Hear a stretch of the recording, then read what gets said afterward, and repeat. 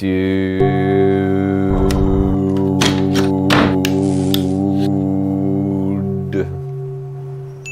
you are getting well.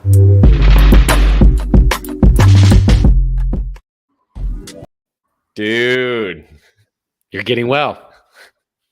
That's the intention here. Yeah, amazing. I love that. Thank you so much. Part of that was created in Costa Rica, near where you and I went surfing once. So I just realized that as we're here. Manuel Antonio? Yeah, that is where we went. Yeah, Totally. Absolutely. So hello world. It's Ben Believes, and I'm here with the Adam Rowe. He's an artist, a poet, a coach, an entrepreneur, and a human that I have been inspired by since I first met him in the jungles on a mango farm in Costa Rica. So without further ado, welcome, Adam. Yeah. So good to have you here. What's up, family? My name is Adam Roa. I'm an artist, poet, coach, podcast host, all of the things. And it's a real pleasure to be here with you today, Ben. Thank you. Yeah, my pleasure. My pleasure. And thank you, everyone, for joining us, whether you're live or listening to the podcast now. You are part of the family and part of the conversation. So if you have questions along the way or comments, please do share them with us. So Adam, you are nomadic at this point. Is that correct? You go where the universe takes you. And I mean, I'm putting words in your mouth, but where are you located today? Today, I'm actually in North Carolina, and I'm leaving here in 3 days. And I'll be headed to South Carolina, and then Los Angeles, and then Peru. And so, yeah, I've been nomadic for 4 years without a home base. That's awesome. I love, and I wanted to point that out because, when I'd found that out about you recently, Cassie and I, my wife and I, were nomadic for a while, and it was one of the most freeing things to be able to just let go of a home. I had been attached to a city for 22 years. And so I always look to people for inspiration who are just like being in the present moment and looking for where they're called and exploring the world. So I just want to thank you and honor you for being that and unapologetically being you. Yeah, thank you. I wouldn't say that it was a choice, to be honest with you. It was. Ours wasn't either, actually. Yeah, tell us about how did it start? I went through a breakup. I was with a woman for 10 years, who I was with when you and I met. And after that breakup, I just started traveling. I started making actually a reality show that I released on YouTube called The Art of Choosing Love, filming me crying all around the world, basically, of trying to figure out how to find myself again after a breakup of that magnitude. And I started traveling, and I just haven't stopped. I haven't yet found where home now is exactly. And I'm open to stopping. I can't. I think 4 years is a good long chunk of time to be living out of a suitcase. And I don't want to stop just because I'm tired of traveling. I would like to stop because there's a very clear hit that this is my home. Yeah, I can feel that for sure. And what part of North Carolina are you in? Asheville. Awesome. Asheville, North Carolina. It's a beautiful little hippie vortex. It's actually one of the most biodiverse places in the Northern Hemisphere, and it's a hidden gem. I love it here. That's incredible. My sister lived in a trailer in Asheville, actually in Black Mountain, right by there. And that was one of the first places I visited outside of Tennessee as a teenager, where I grew up. And so it's really cool that someone I know is out there in the South. Yeah, I've looked at a couple properties out here. I'm open to, walking into a place and going, wow, I want to buy this place. And this is my new home, because what I've found with this location for myself is my nervous system just likes it here. I can almost tell when I arrive that there's just something about it that my body responds to. And I think that sometimes we can overcomplicate it, and where we live gets to be a place that does that. It's like you're in a place that your frequency is elevated just because you're in the place. And when we find places like that, it's important to spend a lot of time there. Yeah, yeah. And I hear that you're really choosing that too, and that I mean, because a lot of people don't always give themselves permission to live wherever they want, to go travel, to go explore. There's a lot of can come up reasons or challenges or the whys of why we can't do that now. And people thought, I got a lot of reflections that we were unstable, not well. Yeah, mostly those two. Like on a regular basis from friends and family. And it was actually some of the most liberating, healing time I had to do. I mean, I was healing too from losing my father. And I found that being out and in different places and in nature was one of the most healing things. And yeah, I got to see some of the what you called it, the art of choosing love. And I was really moved by that. And that's one thing I want to share is with the world, is that permission to be vulnerable, and the permission that you give by sharing that with the world, really allows other people to do that. So where have you, in your exploration of traveling and finding searching for home, what's your daily practice to take care of yourself, to find the home, so you're not always in that, like, what's next? Like, how do you navigate your center inside of how you're choosing to live right now? Yeah, it's interesting because it's far easier to find that center for me and probably most people when rooted and grounded, because you can develop routines. You can wake up at the same time in the same time zone. You can have your supplements or your spices or the cacao that you like, and all of these things, and your go-to restaurants that have healthy options, and just like all of that. And what I found for myself is I've had to learn how to bring home with me. I've had to learn how to continue to lean into my routines, the things that support me mentally, emotionally, physically, no matter where I am, no matter what, waking up at whatever time, and no matter how quickly I'm going to have to pack up again.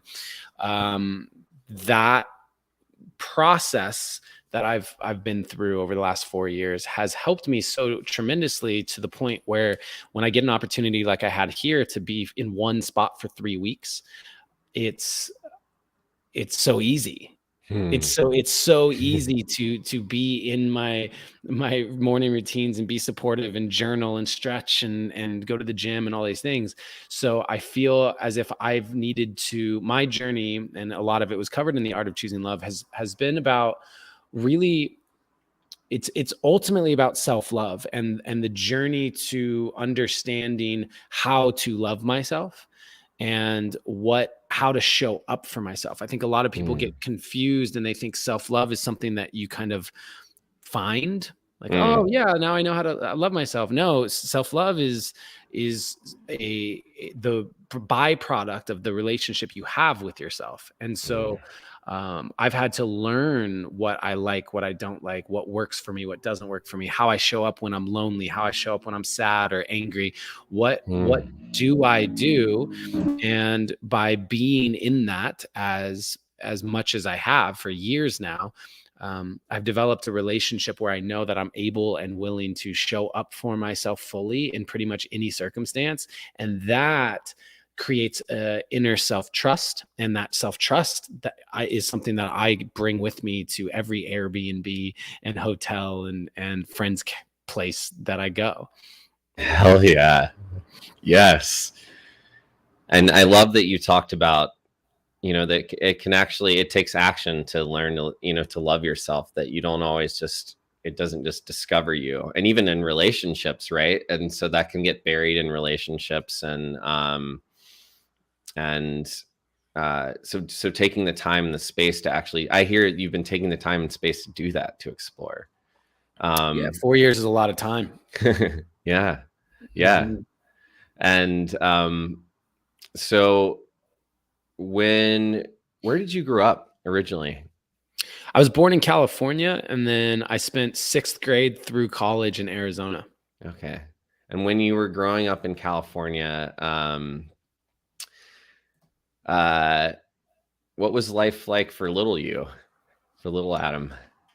Well, it's interesting because I have a kind of before and after, because I was a so I was molested at the age of 5, but it was a repressed memory that I didn't remember until I was 30. Mm, So I have sort of the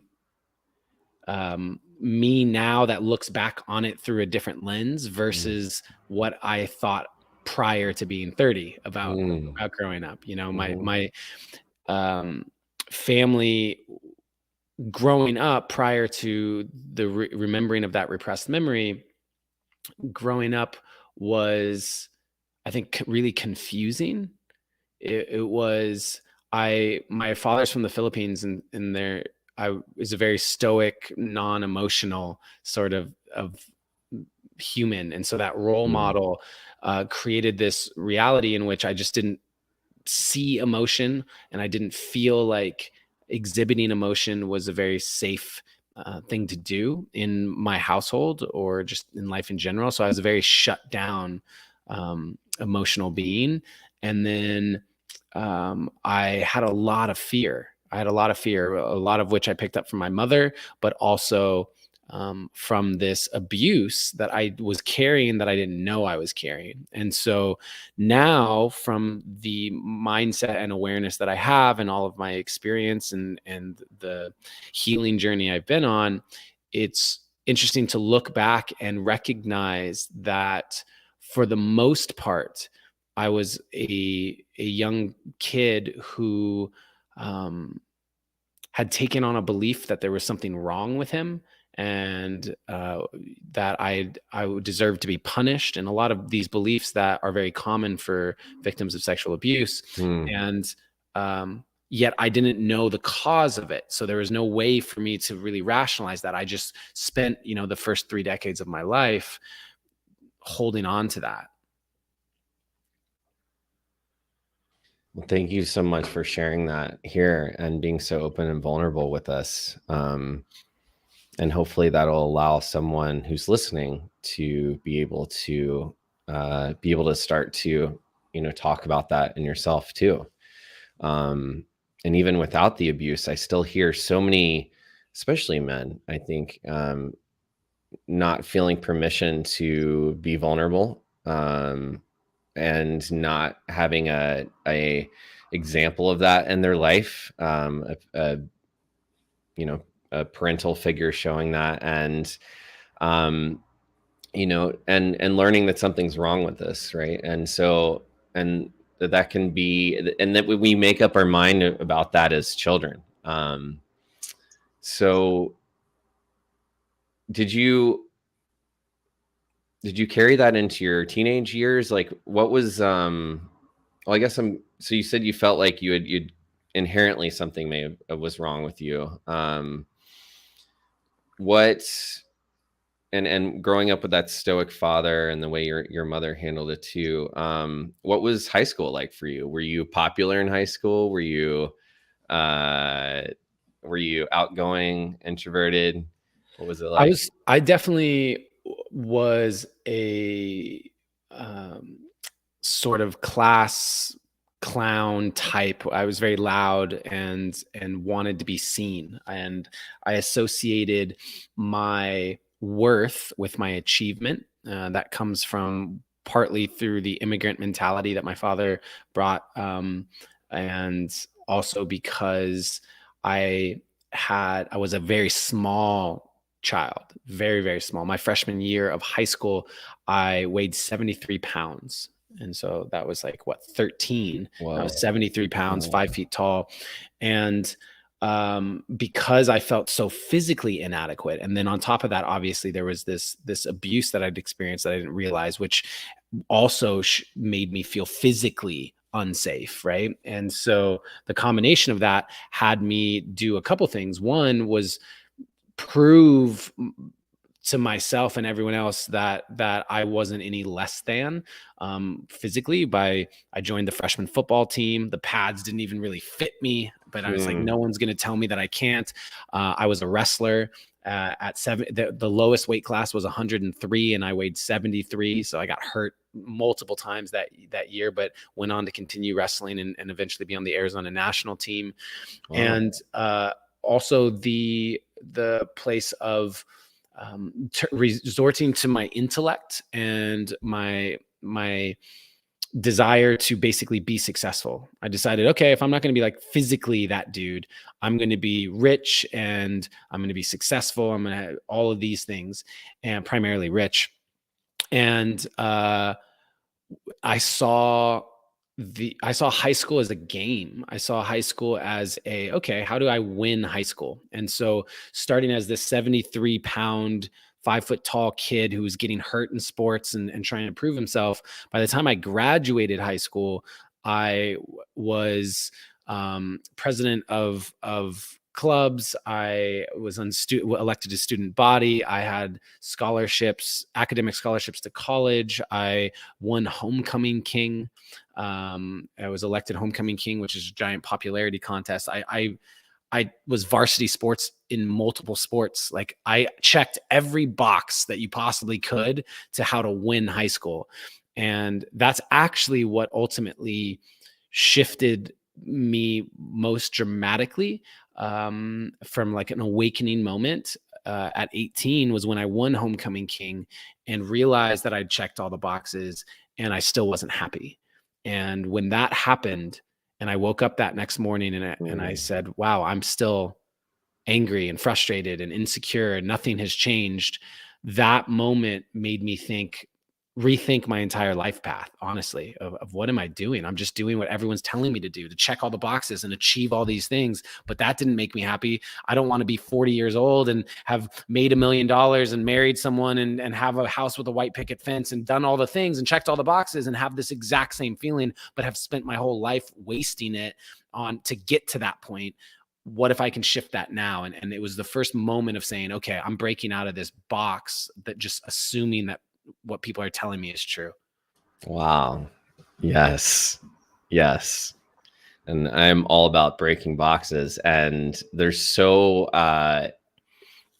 many people today who get to that point, who get the things and they think that's going to make them, because that's what we're being shown and mirrored from society and social media, that if you have the stuff, if you look a certain way, if you have a certain amount of followers, if you have a certain amount of money, that's going to fill that void inside of you. And so thank you for sharing, that for you. And how would you say for people who are sort of dealing with that right now, what's one way that you would say we could access that, to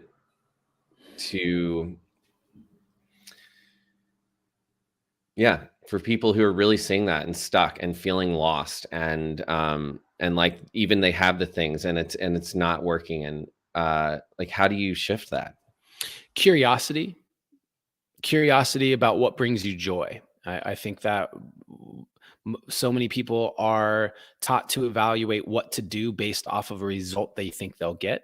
So, maybe I should pursue this career because it's financially lucrative, or maybe I should, marry this person because it's the next step. We've been dating a long time, and all of this sort of, okay, this is the next evolution, or this makes sense. And so few of us are actually taught to prioritize our joy and the things that bring us joy. And I think that it's interesting how many clients, because I still do one-on-one coaching with a select handful of individuals each year. And one of the most common things, because most of the people I work with are very successful business people, one of the most common things I get is they say they don't know what brings them joy. They've just been doing things that make sense and progress their careers or their business or make more money and seem like the logical next step, but they don't actually know what brings them joy or that they would do just for fun. And that's okay, by the way. That it's not like you're supposed to just know that. Yeah. It's as when you look at kids, they try things all the time. And for some reason, as adults, there's this we beat ourselves up sometimes about the idea that we don't already know, instead of saying, wow, this is an opportunity to find out. And so I really do encourage people to just get curious about what brings you joy, what brings you happiness, what is something that you've always wanted to do. And then once you start doing that, it will reveal more data points, more information. And but for all you know, you might wind up being able to monetize your joy in a very lucrative way. And I don't think there's any, I mean, that to me is the greatest, like if there's a path that I want to be on, it's being compensated and rewarded financially really well for living my joy and doing things I love to do. Yes. And did you grow up with that mentality that you could make lots of money and be happy? Or that you could, what was the money mindset that you inherited or that you grew up with? I always knew that I was going to be a millionaire. That was something that I just knew. I just as a young kid. No one told you that, you just inherently. Yeah, I don't know where I got that, to be honest. Someone else asked me that question, maybe on a podcast or maybe on my own podcast, The Deep Dive. I was like talking to someone and I realized I don't know where that happened, because for some way, somehow, I just, it's like, I'm gonna be a millionaire. That's gonna happen. And you know what's really interesting, Ben, is I found a box of all of these old, first grade, kindergarten, second grade sort of things that my mom has kept. And in them was this, I may have been in kindergarten or first grade, super young, 5 or 6 years old. And you were writing out kind of some dreams. And I said, I will be a millionaire, or I will make $1 million. Can't remember. I will buy my parents a house. I will start a charity helping homeless people. And I will be a professional NBA player. Yeah. And what's interesting is when I read that, and this is 5-year-old me, when I read that, I realized that I had made $1 million. I had bought my parents a house. I had started a nonprofit for artists and for children. I have a nonprofit called Surrendered Artists, which helps kids understand how to utilize art as a way of processing their emotional experience. And so it wasn't for homeless, but it was a nonprofit. The only thing I haven't done yet on that list is become a professional NBA player. Yeah. And so I don't know. Maybe there's something in my future that I can't quite predict is coming, but it's valuable because it showed me. And I also had all these books of poetry, these really simple books of poetry, like I love lamp, it makes light, I love lamp, that kind of stuff. But I could see at age 5, I'd already mapped out a path. I'd already mapped out so much of what was to happen. And there were so many indicators of where my life was going to go that I would be a poet. Like that's how I built my whole social media, is my poem going viral. So it's really interesting to see that at 5, it was already there. And so I think that it's kind of like the oak tree, right? The entirety of the oak tree is contained within the acorn. It's already there. And so how do we move away from that instead of just going back to what brought me joy as a kid? What brought me joy as a kid? What was that? What was the thing that I loved to do as a kid? And then start there and build upon it. I think the seed is already there when we enter into this world as a spiritual being. Yeah. I love that. Asking questions, the curiosity and the joy. What are some of the ways, like what's your favorite ways to seek joy or to tap in your inner child these days? Dance. I love dancing. I go to ecstatic dance whenever I can. I'll put on music and just dance on my own. That brings me a lot of joy. I love creating. So I believe that creativity is a path of spiritual evolution. I actually believe it is the path of spiritual evolution, whether we realize it or not. And so I love creating. I love creating poetry, and I love playing music, or it expresses itself in a lot of ways. And then I also realize that what brings me joy is teaching. I really, Mm. really enjoy teaching. I like when I have, my group programs, or my masterminds or things, and I get the opportunity to teach. And then I also love to perform. I love to perform. I love being on stage. I was an actor in Los Angeles. I have a one-man spoken poetry show that I've toured internationally on several occasions. I just love that aspect as well. So those are just some. I have plenty more. Yeah, hell yeah, that's awesome. And I remember when I first met you that you were touring, and you had been, and then you got back into it, and that was also really inspiring as an artist. I had been told many times that I had to choose between business or art, or pick to one kind of creativity, to really choose one thing. And I really love to be creative and try a lot of different things. So how how have you found permission to um how have you found permission to go after that and access that? I didn't find it. I gave it to myself. Hmm. That's so many people are waiting on permission. Who's going to give you permission? Who are you waiting to give you permission? This is your life. You do not owe anyone anything. I really want to enforce that, to Yeah. reinforce that for people. You don't owe anyone anything. You don't owe your parents anything. You don't owe your friends or family anything. You don't owe this world anything. However, with that said, choosing to show up for your parents, choosing to show up in love for your friends and family, choosing to show up in service to this planet and the other human beings on it, is undoubtedly the single greatest common denominator that I found amongst happy people. And but making sure that it's a choice. And the reason why I think that's very important, because there's a lot of people listening to this, I already know, they're like, no, you owe your parents something. They brought you into the world. It's like, no, you don't. And the moment you think that you owe them something, it's now become a responsibility. It's become a duty. It's become something you have to do, or you're a bad person, or so if you don't do it, that's you know what? Your spiritual path may be recognizing that your parents are an unhealthy influence on your life, and you actually don't need them in your life. And cutting your parents out may be the thing that you came here to learn karmically in this lifetime. And by holding on to the idea that you have to keep them in your life, that you have to blah, blah, blah, takes away the most empowering aspect of being a human being, which is that you have free will. You have choice. You have choice in how you choose to live this one life that you get.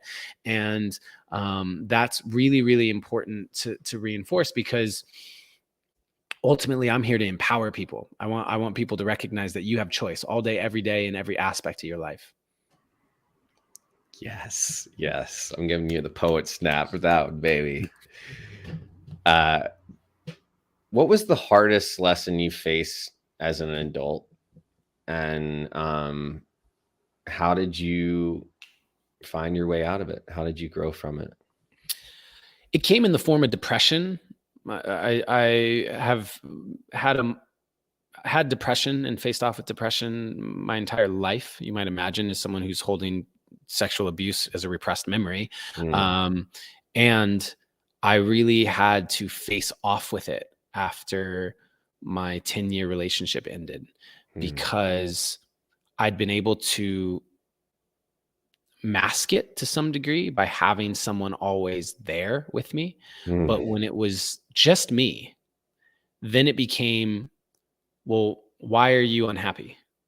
Why are you sad? What are you going to do here? There was no one else to support. There was no one else to blame. There was no one else to look to for the answer. And I had to actually deal with my depression and take full ownership of it and realize this is not being caused by anyone else. This is not a matter of circumstance. This is not because of a breakup. This is the piece of you, the person who has never fully been happy, the person who has always been holding and harboring some level of this life sucks and this is exhausting and my soul is so tired of coming to earth and living this thing. Like, what's the point? That part of me, I had to face off with. And it was years. I mean, it took me years. It took me years to truly turn the corner on that. And I did the number of healing modalities, plant medicine ceremonies, therapists, physical detoxing, the amount of what I did to face off with that and ultimately arrive where I've arrived now, which is that I love myself and I'm happier than I've ever been in my entire life. Truly, I is really important because I didn't do it with antidepressants. I didn't do it by doing big pharma medication. And it took years, but what it has shown me is that it's possible for anyone. And that's so important because to know that I clawed my way out of a hole that I never thought I'd get out of, that included suicidal thoughts and just such darkness, to claw my way out of that systematically, one thing after the next, and arrive where I have has reinforced for me the truth that anyone can do it. And I'm not going to sugarcoat it. It may take you years. It may take you years. And it's still possible. And so the question that people get to ask themselves is, if it takes me years of hard work to get to a point where I truly love myself and I love life, is there any other option? Would I rather spend a decade unhappy before I make that choice to do that? What are you waiting for? Start the process of that year-long, 2-year-long, 3-year, 5-year journey to self-love and true fulfillment on this planet. Start that journey now, because your other option is to never start it or just start it later. And then it just becomes a longer journey. Yeah. Yeah. And for anyone who's listening is like, that's great, but where the hell do I start? Do you have any suggestions? Yeah. Again, it's actually get curious about what brings you joy. That's legitimately the start. The reason being is because if you don't know what brings you joy, why are you fighting so hard to live? I don't understand this concept, and I lived it. That's why I'm like, that was a crazy idea that I had, which was to spend my life with a focus on fixing myself, to spend all my time focused on healing what's wrong with me, without spending any time focused on what is the reason I actually want to live. Like, what is the thing that brings me joy? What is the beauty of this planet that's so necessary, that reminds me that life is that 3-year journey of healing from depression is freaking worth it. What is that? And so my encouragement to people is to first find the thing that they love about life. Find something that brings them happiness and joy. Find one of those things. And then you have something to hold as a foundation. You have something to come back to when it gets really hard. And don't make that thing other people. Don't make that thing about other people. Don't make that thing about your job or your whatever, because those things can go. Those things can be gone, and they may be stepping stones, but when you make your wife or your husband the reason for your joy, you've now created codependency. You've now created something that is not sustainable, because that person can leave, that person can die, that person can be gone. And when they're gone and your entire reality is built on someone else, it is a dark and very scary place to be. And I know that because that's what I did for 10 years.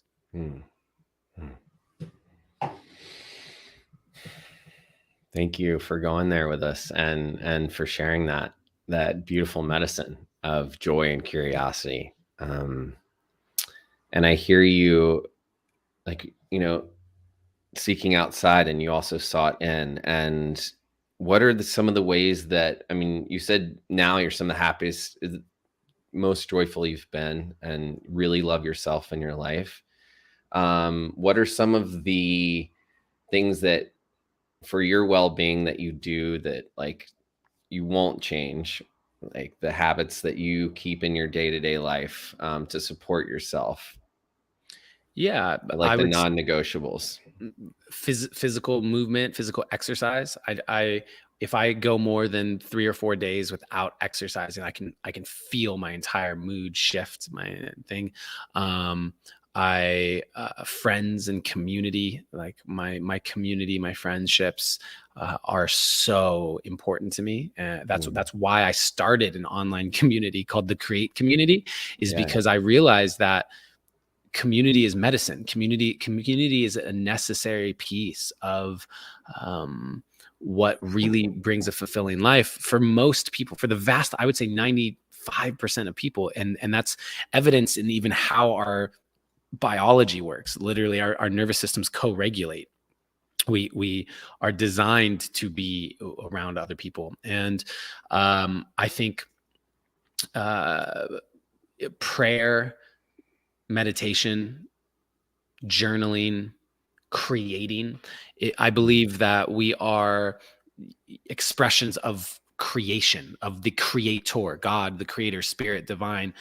We are expressions of creation, and therefore we are meant to create. We are literally creating right now. We are creating a podcast. We are creating every word that we are speaking. We are creating a ripple of energy that people will feel and hear, that will alter their being through an alchemical process of vibration that then gets rippled out from them into all the people they meet and the words they speak. And so we are creating nonstop. And when we embrace that aspect, we embrace a fundamental component of who we be at like our intrinsic soul level. And I think that for me, if I'm not creating, I'm dying. And so creating is a huge piece to it. Oh, so tell us about the Create community. How do people get involved? What does that look like? How do you Yeah. support So, people in creativity? do you have any idea when this is going to come out? Because we're actually going through is like a month from now, And yeah, within that, yeah. something like that. Yeah. Yeah. So basically, we are going to be relaunching in July, and we will take a pause in June. And the Create community stands for the collective renaissance of education, art, transformation, and entertainment. Because we are going through a collective renaissance. There is a rebirthing of every system that we have known, our arts, our transformational work, our entertainment, our education systems, all of it. Yes. And the cool thing is that we get to design it. We get to decide what that is. And what I know to be true is what Einstein famously quoted, right? You can't solve a problem from the same level of thinking that created it. So we have to expand our consciousness, expand our level of thinking in order for us to even be capable of designing solutions to the issues we're currently facing. And so many people are trying to design solutions from within that same level of consciousness, and it's just not going to work. And so the Create community is really focused on giving people a safe space to tap into creativity, where every single month they will be creating something and be supported. I have a 4-step process for creativity that week 1, week 2, week 3, week 4 of each month, there's like a prompt and invitation for creativity. There's a 4-step process each week. And then there's a showcase in which we showcase the creations of the community at the end of each month. And it's very low cost. It's just it's a creative playground. I bring in guest creatives to share about their creative process and things like that. And this is a shift, because prior to this version of the Create community, literally how it started was COVID happened. I launched this community because I knew people needed a space to come together. And it wasn't monetized. It was completely free. And then I realized, wow, people need this. And I can't just pay for this forever. I got to figure out how to make this sustainable so I don't close it down. And here we are 2 years later, and it's evolved through so many iterations to what it is now, which is this creative playpen, so that people can find what brings them joy. So people can actually step into, trust me when I say it's a snowball effect. When you get a taste of what it's like to create things, not for the sake of a result, not because you're creating it to make a bunch of money, not because you're creating it to get a bunch of views, but just to create, to tap into your creativity, it unlocks so many other areas of your consciousness that you're not even aware of. And to me, that's the necessary component that will allow people to step into new levels of thinking and design systems and solutions that are, incapable of being seen right now until people expand their creativity. Yes.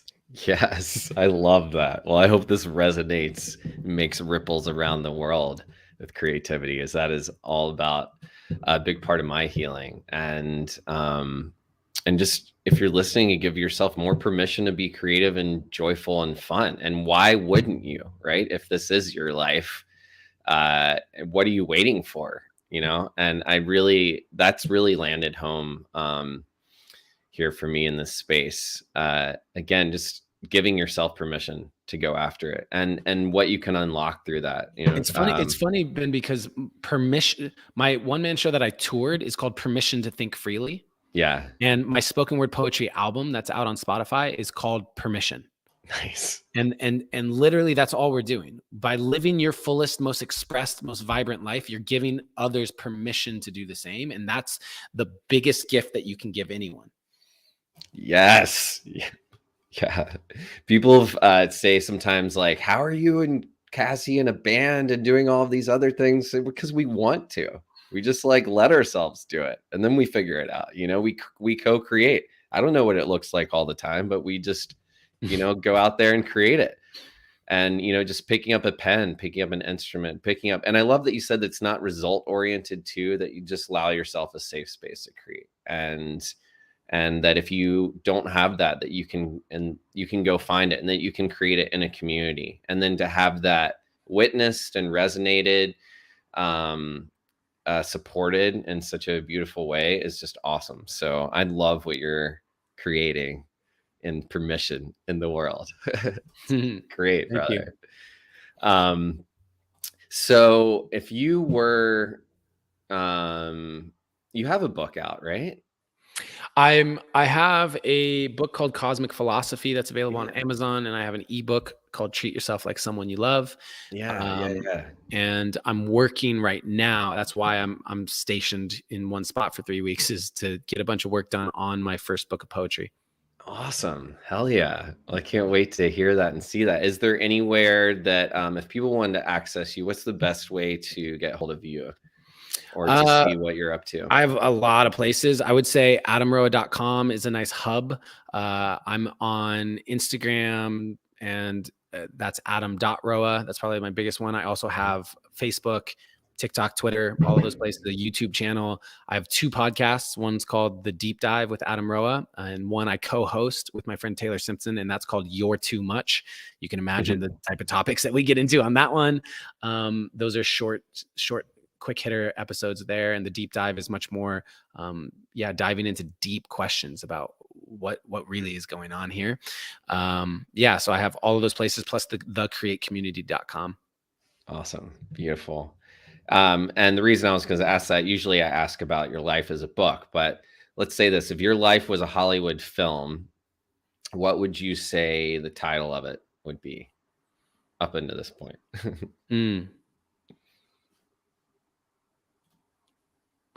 I would say the title of it would be called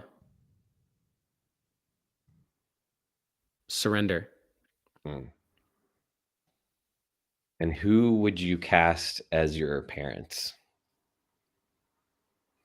Who would I cast as my parents? Yeah. Interesting. Who would I cast as my parents in a Hollywood film? I don't know how to answer that. I mean, I feel like my parents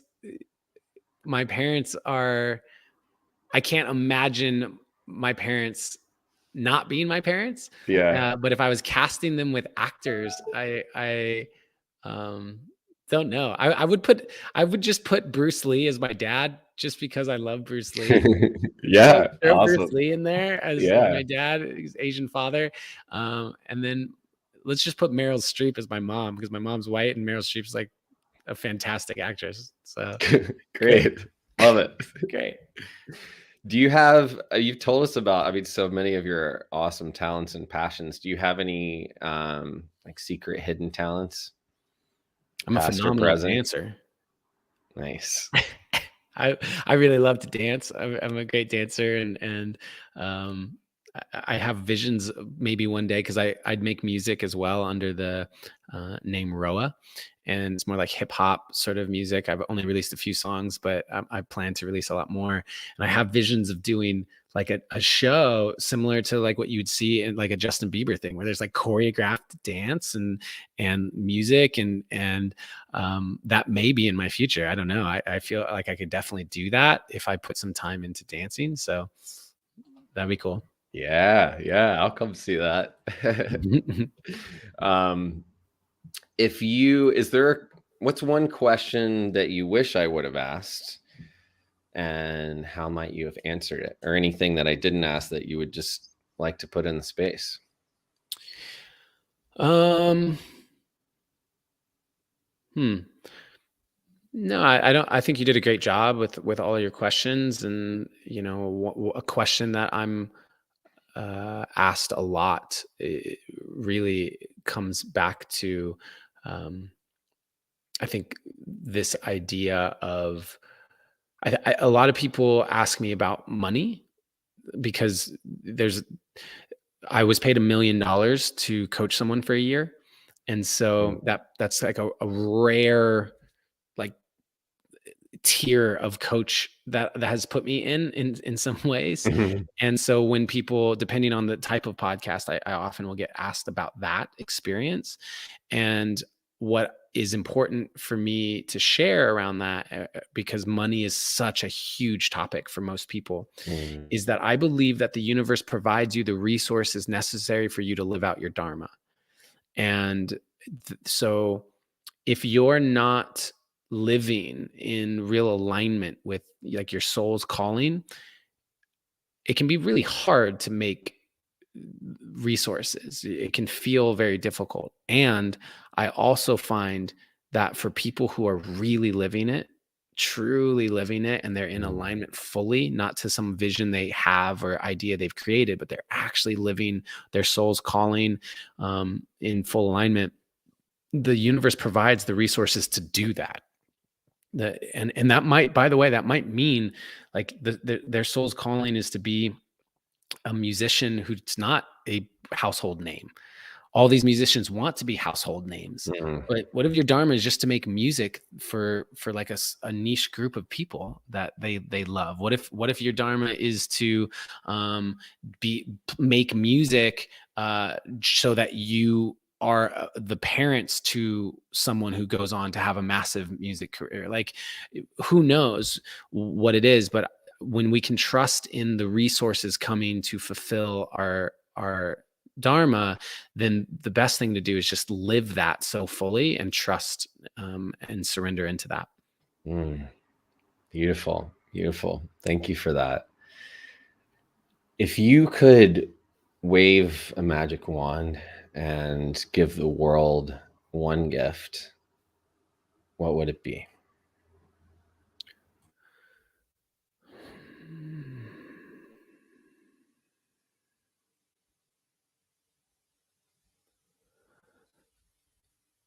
Self-awareness, like a heightened level. I would up-level everyone's self-awareness to a point where they could actually, it seems so simple, but really the ability to feel something in yourself or do something and have a moment where you go, why did I do that? Or why do I feel that way? Why am I feeling lonely right now? I just had a great day. To have that level of self awareness, I think is the starting point. I don't think anything changes until people start asking those questions. And so my hope is that it would lead to the change that I'd like to see. And I do know that it's a starting point. And so I feel like that level of awareness is what I would gift everyone. I love it. And if we all had that level of awareness, what do you see the world doing? The world would stop acting so unconsciously, meaning stop just playing out patterns just for the sake of the pattern. I think what we would start to see is people getting more intentional with their actions. People just having that small break. It happens in the micro where someone yells at their partner, and that moment of going, why did I just do that? Do I want to keep doing that? No. And then the next time they catch themselves doing it and they stop. That'll happen in the collective. It's like, whoa, why is Russia invading Ukraine right now? Like, what is going on there? What's happening? Wait, let's take a moment and stop collectively and ask that question. Let's take that why is this happening? Do we want to keep doing this? And hopefully that inquiry will lead to the breaking of patterns.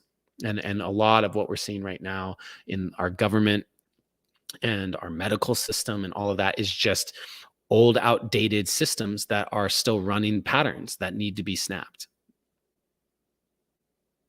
Yes. Snap for that. Adam, I want to thank you so much for being here, and thank you for your time and your medicine and your heart and your vulnerability. And I want to thank everyone again for listening. And if you know someone who needs to hear this, who could use this medicine, please tag them, please share it.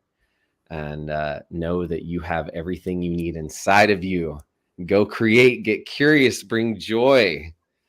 Dude, you're getting well. Thanks, Adam. Thanks for having me, bro. Have an awesome day, brother.